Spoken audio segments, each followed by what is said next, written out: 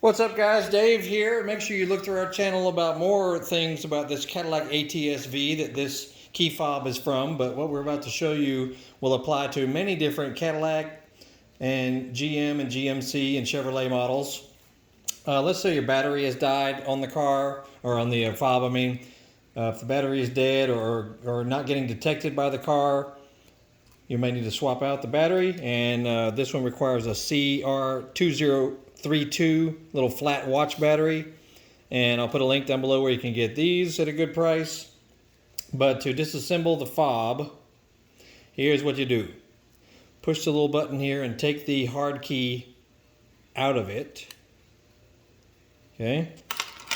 Get your little screwdriver, a little flat-bladed screwdriver, and just pry up on it, you know, about right in here. Just pry up on the whole assembly and it will pop open.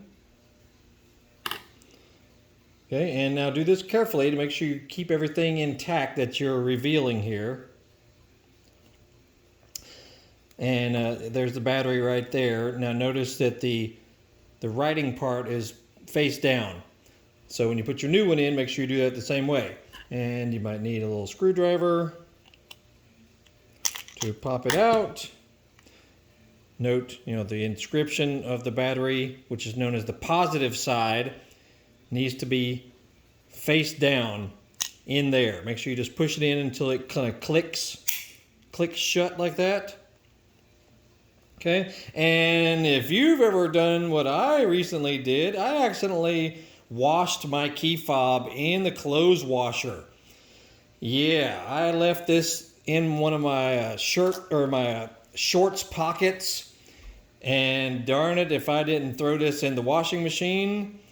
And if you accidentally do that, you need to take all this apart and dry it off, and you might need a toothbrush to clean off any corrosion that possibly started. So everything needs to be taken apart carefully.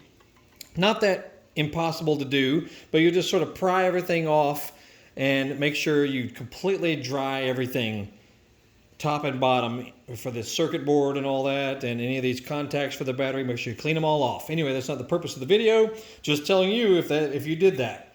All right, and then with your new battery inserted in here, you'll just lay it on top of it like that and just push it till it clicks. It should seal evenly all the way around. Put your key back in. Now, if for some reason your car is still not responding to your fob when when you've replaced the battery, here's what you need to do. We're going to go down to the car and look at something real quick. Now we're down at the car here, and if yours is not responding to your fob, probably because the battery in the fob is very low, it'll tell you on the display screen, please insert it into this little slot. So you'll lift up your armrest cover here. See that slot in front of that quarter right there? You put your fob into that little hole right there. Then your car should start. Okay, now this is if you're stranded and the car is not responding to it. But see that right back in there is where you put it. Just stick it in there and the car should fire right up. No big deal, bada bing, bada boom.